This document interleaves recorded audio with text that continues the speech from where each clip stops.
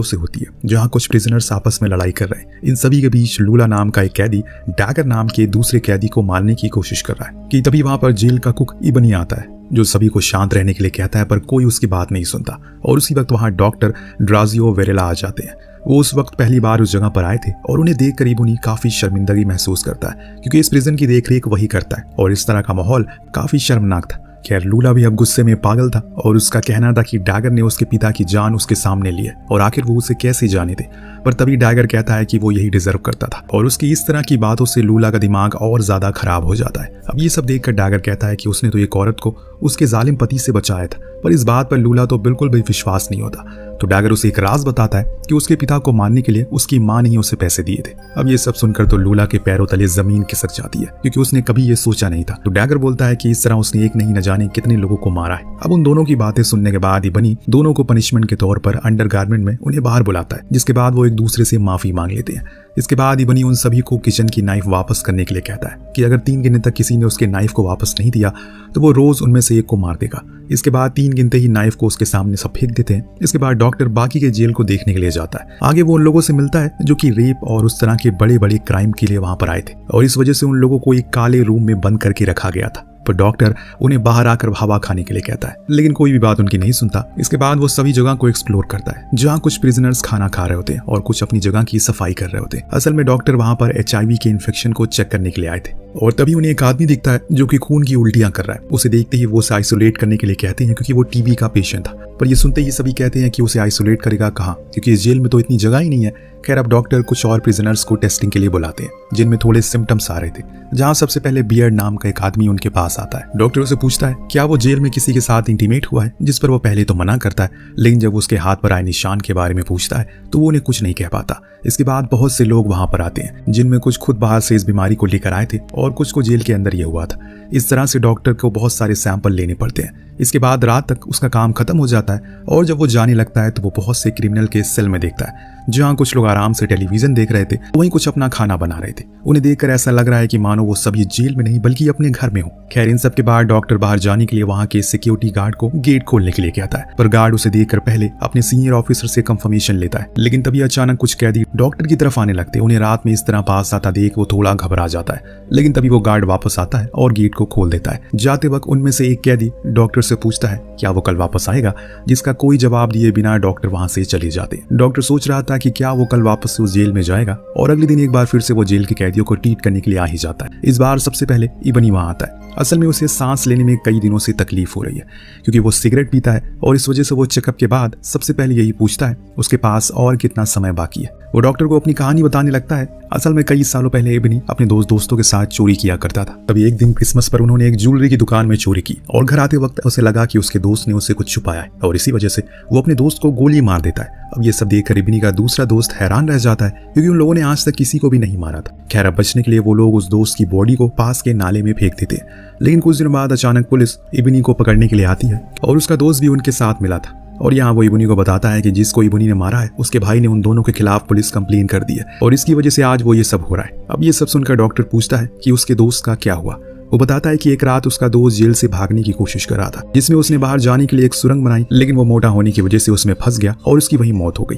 और इस तरह इबनी की कहानी खत्म हो जाती है। तभी अचानक डॉक्टर का असिस्टेंट उसे खिड़की पर बुलाता है, जहां वो देखती है कि एक बूढ़ा आदमी एक पेपर का रॉकेट बनाकर उड़ा रहा है, पर वो रॉकेट भी उस बिल्डिंग के बाहर नहीं जा पा रहा है। इन सब के बाद वहां लेडी डी नाम की एक ट्रांसजेंडर आती है, जो कि अपना टेस्ट करवाने आई थी।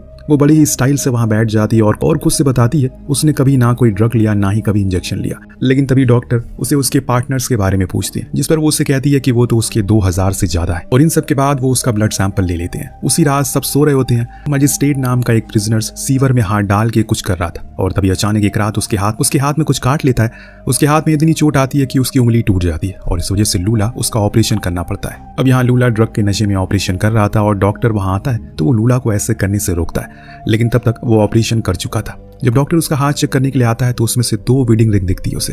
वो मजिस्ट्रेट से इसके बारे में पूछता है तो मजिस्ट्रेट उसे बताने लगता है एक बार जब वो एक जगह स्पोर्ट देखने गया तो वहां उसे डालवा नाम की एक बहुत ही खूबसूरत लड़की दिखी, जो कि अपने बॉयफ्रेंड को सपोर्ट कर रही थी। तब वो उसके पास गया और उसने डालवा को उसके बॉयफ्रेंड को छोड़कर उसके पास आने को कहा।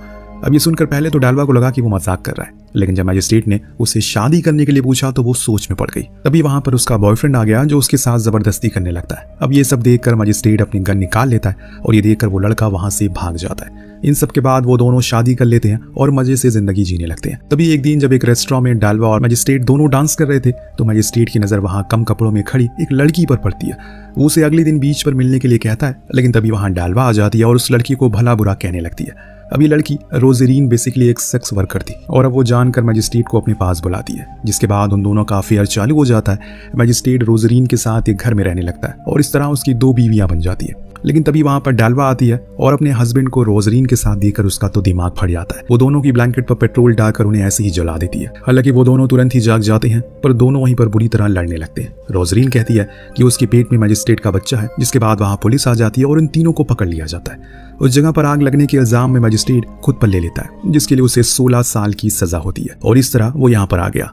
खैर वहीं दूसरी तरफ जीको नाम का एक दूसरे प्रिजनर को अपने रूम में ड्रग दे रहा होता है और इसके साथ उसका भाई डिसोडा भी था। अब डिसोडा उस वक्त अपनी बहन फ्रांसी का लेटर पढ़ रहा था। तभी अचानक जीको उसे पूछता है क्या फ्रांसी ने उसके बारे में कुछ लिखा है, जो सुनकर डिसोडा कहता है हाँ, उसने पूछा है कि वो कैसा है। पर यह सुनकर जीको कहता है कि वो कुछ भी उसे पूछना चाहती होगी, पर डिसोडा कहता है कि अगर उसे पता होता कि उसे क्या किया है तो वो ये भी ना पूछती। अब ये सब सुनकर जीको काफी गुस्सा होता है और वो गुस्से में खून से मिला हुआ पानी पी लेता है। खैर डॉक्टर और भी दूसरे पेशेंट को देखने के लिए जाते हैं जिनकी हालत काफी खराब थी और उनकी इस हालत का जिम्मेदार उनका खराब रहन सहन था। अब डॉक्टर सभी को देख रहे होते हैं कि तभी एक पेशेंट जिसकी हालत काफी खराब थी उनसे बाहर ले जाने के लिए कहता है, पर वो रेप के अंदर सजा काट रहा था, इस वजह से डॉक्टर उसके लिए कुछ भी नहीं कर सकता। अभी अचानक लूला वहां भागते हुए आता है और डॉक्टर को साथ चलने के लिए कहता है, क्योंकि जीको अचानक बेहोश हो गया है। जब डिसोडो और बाकी लोग उसे ला रहे थे तब तक वो होश में आ जाता है। इसके बाद वो डिसोडो अपनी कहानी बताने लगता है। असल में बचपन में एक दिन अचानक जीको की माँ उसे छोड़ के चली गई और तब डिसोडो और उसकी बहन फ्रांसी उसके साथ, जिसके बाद वो लोग उसे अपने घर ले जाते हैं और इस तरह वो तीनों साथ साथ बड़े होते हैं। जब वो तीनों साथ एक लेक में नहा रहे थे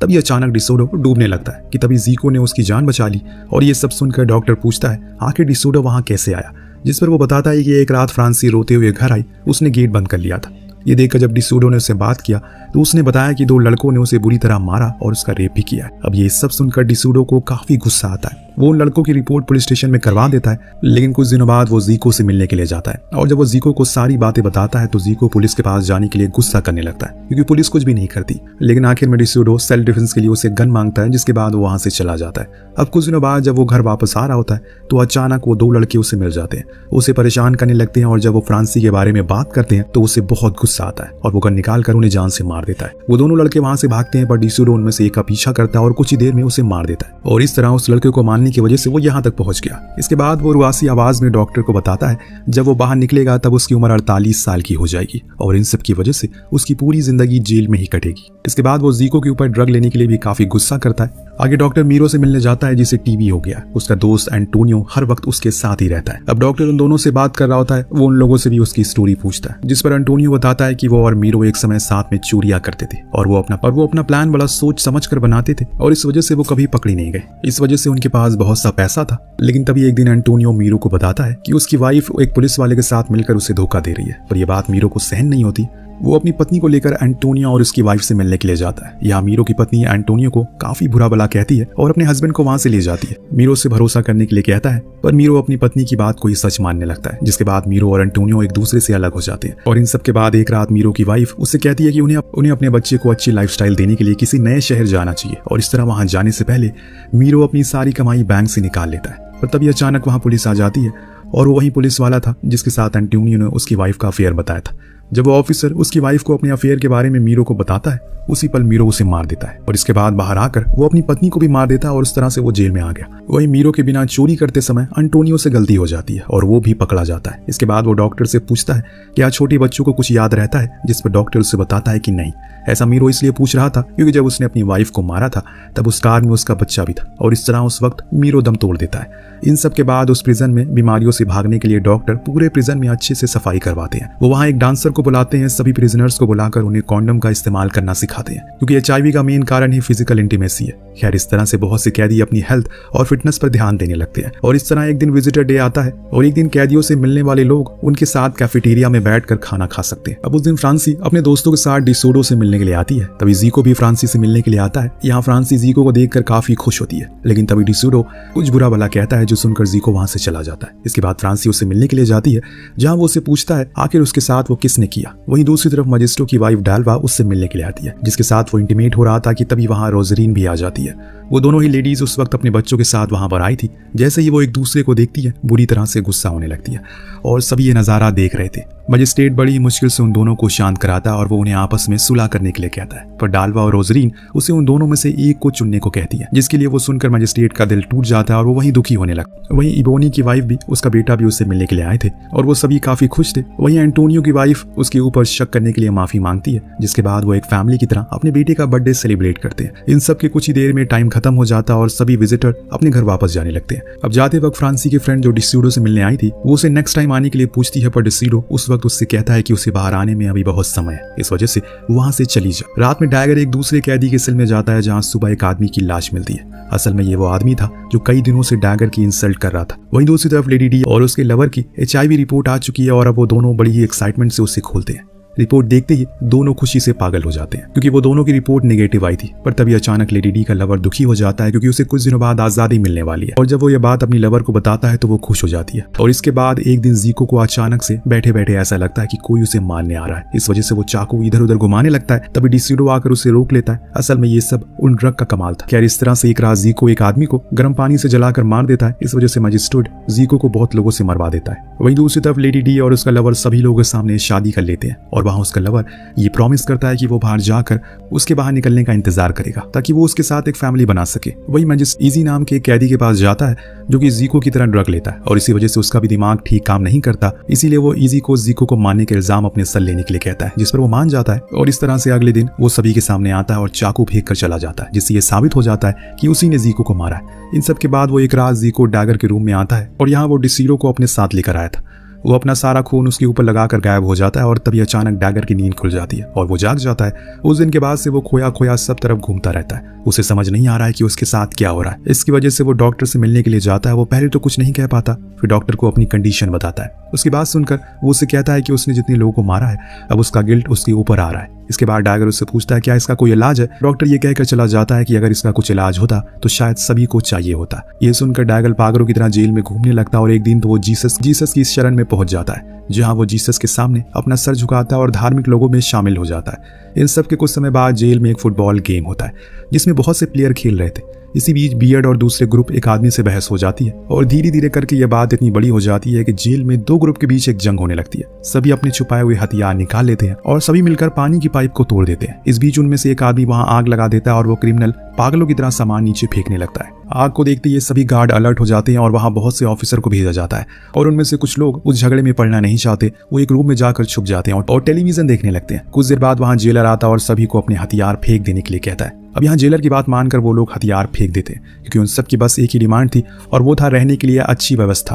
पर तभी एक आदमी उस पर टॉयलेट सीट फेंक देता है। इसके बाद सारी पुलिस बटालियन अंदर आ जाती है। वो लोग सभी सामने दिख रहे कैदियों को मारने लगते हैं और कोई भी कैदी मरना नहीं चाहता। इस वजह से वो लोग अपने सेल में जाकर छुपने की कोशिश करते हैं। इसके बाद वो पुलिस ऑफिसर सभी को भून देते हैं और जिन लोगों की उस दिन किस्मत बहुत ही अच्छी थी, सिर्फ वही जिंदा बचे, बाकी सब के सब मारे गए। और उस दिन उस जेल में 111 कैदी मरे और सब खत्म होने के बाद बचे हुए कैदियों को बिना कपड़ों के अगली सुबह तक बाहर बैठाया गया, जिसके कुछ समय बाद बचे हुए कैदियों को भी दूसरी जगह पर शिफ्ट कर दिया गया और कैरेंडीरो के जेल को हमेशा के लिए बंद कर दिया गया। कैरेंडीरो के जेल में कोई भी पुलिस वाला नहीं मरा, मरे तो सिर्फ कैदी, और वो सिर्फ इसलिए लड़ाई कर रहे थे ताकि उन्हें अच्छी जगह मिल सके। और इस लड़ाई में उनमें से ना जाने कितने लोगों ने अपनी जान गंवा दी। उस दिन से जेल में किसने कैदियों को मारा, इस बात का कोई सबूत नहीं है। पर क्या ये सही था? क्या गुनहगारों को सच में अपनी कोई बात कहने का अधिकार नहीं है? क्या सभी कैदी एक जैसे होते हैं? ये बात सोचने वाली है और इसी के साथ ये कहानी यहीं पर खत्म होती है। आपको कहानी कैसी लगी हमें कमेंट करके जरूर